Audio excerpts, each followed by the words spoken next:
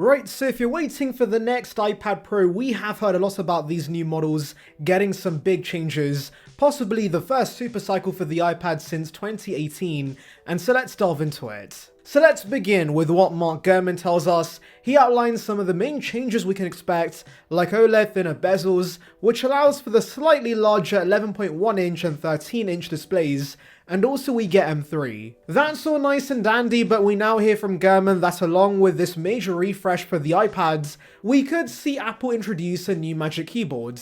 The current version has been out for 3 years at this point, so it's very much due for a refresh. Now, what kind of changes can we expect? Well, Gurman says we can expect the new Magic Keyboard to make the iPads look even more like a MacBook than the current version, so basically they're turning this into a mini MacBook. And by the way, would like to remind you guys, like this video and subscribe for more content like this, it would be appreciated. So for example, the area around the keyboard's now going to be made out of aluminium for a sturdier build. There's also going to be a larger trackpad, but interestingly, the exterior shell is going to maintain the silicone material we have today, as well as the single USB-C ports. Now, my thoughts on these changes are pretty mixed because it doesn't seem like Apple's addressing our issues with the current keyboards. For me, the biggest issues are number 1, there's no function row, number 2, the silicone material sucks for long-term durability, and number 3, more USB-C ports would be quite handy, but instead of addressing that, they're giving us aluminium on the inner part of the keyboards. Yay! And actually, if they really want to go with this silicon aluminium hybrid design, surely it makes more sense the outer shell is aluminium because silicone can scratch and scuff pretty easily, and you probably want a softer material on the inside when typing on it. And hey, if you're implementing aluminium in the first place, why not go all out and make something similar to the bridge keyboards? That would ultimately be the best choice for long-term durability, so I'm a little confused about what Gurman tells us. What's worse is I also think there is a very small chance the outer material they choose for the new Magic Keyboards is the horrific fine woven material, which of course, as we found out with this year's iPhone cases, sucks big time durability wise. Literally the air can scratch it, but hey, who cares about that when it saves the planet? Yay! I honestly don't get how Apple consistently does the opposite of what we want with the iPads. Really, the only thing I'm looking forward to is the larger trackpads, but apart from that, this sounds like a pretty mid-refresh. And the bad news continues because apparently with Apple adding aluminium to the inside for some reason, there could also be a price increase. Now I'm sorry, but Apple could not get away with this. It's already outrageous they sell these keyboards for $300 and $350 for each respective size. And so even upping the price by $50 would be mental, guys, especially if the rumors about the OLED iPads themselves getting more expensive is true. Also, I do wonder, would existing Magic Keyboards work with these new iPads, or is everyone going to be forced to buy new keyboards because the new models are slightly bigger? I'm not sure, but fingers crossed those who already have very expensive Magic Keyboards won't have to shell out another $300 for a keyboard made out of some fancier materials. Anyways, continuing with the why the heck is Apple doing that theme, Gurman also tells us Apple was this close to releasing a 14-inch iPad, because bigger is better, right? No, it isn't. So yes, apparently since 2021, Apple was actively working on a 14-inch iPad. It was supposed to release this year, but those plans have thankfully been cancelled, and there are no longer plans to release this, and thank God it never materialized. Well done, Apple, for finally coming to your senses. We've long heard about a 14-inch iPad via numerous sources, but all of this never made sense to me because why would anyone want this? And I know as soon as I say that, someone's going to be racing to the comments saying, hey, I want this.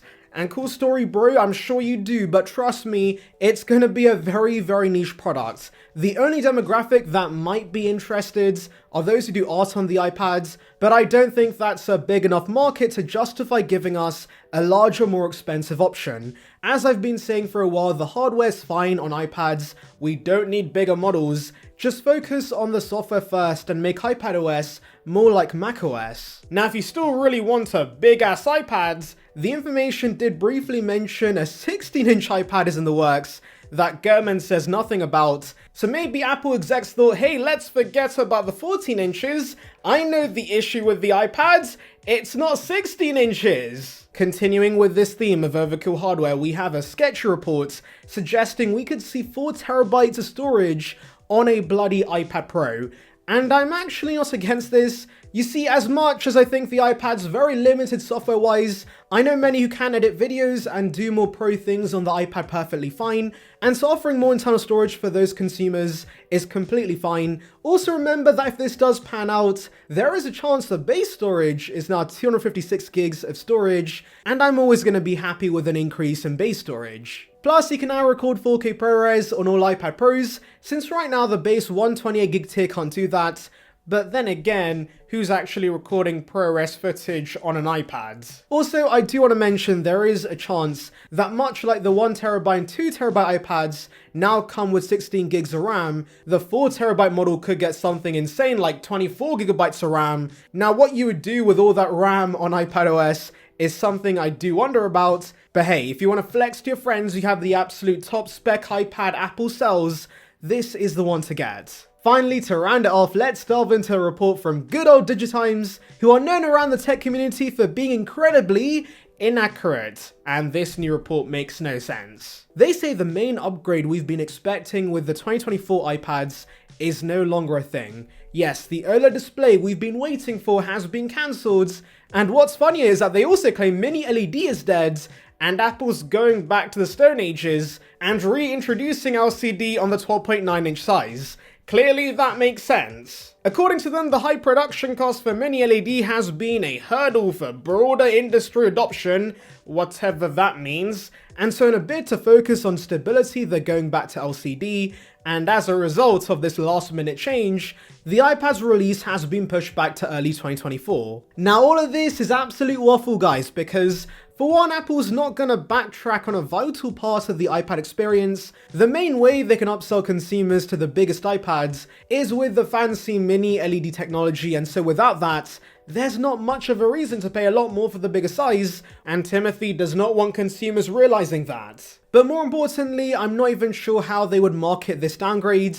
For example, when Apple got rid of 3D Touch on the iPhone, they at least made a fair compromise and gave us larger batteries, and so that's why most were fine with the omission. With Mini LED to LCD, however, there are literally no benefits. Maybe the iPad could get cheaper, but either way, guys, I don't see Apple going backwards. They're only going forward from here, so I think we can expect OLED. If anything, it's likely Digitimes is being a little stupid and is mistaking the 12.9-inch iPad Air we've heard about as a new iPad Pro. That being LCD makes a lot more sense. Anyways, let me know your thoughts in the comments, make sure to like and subscribe for more content like this, and thank you for watching.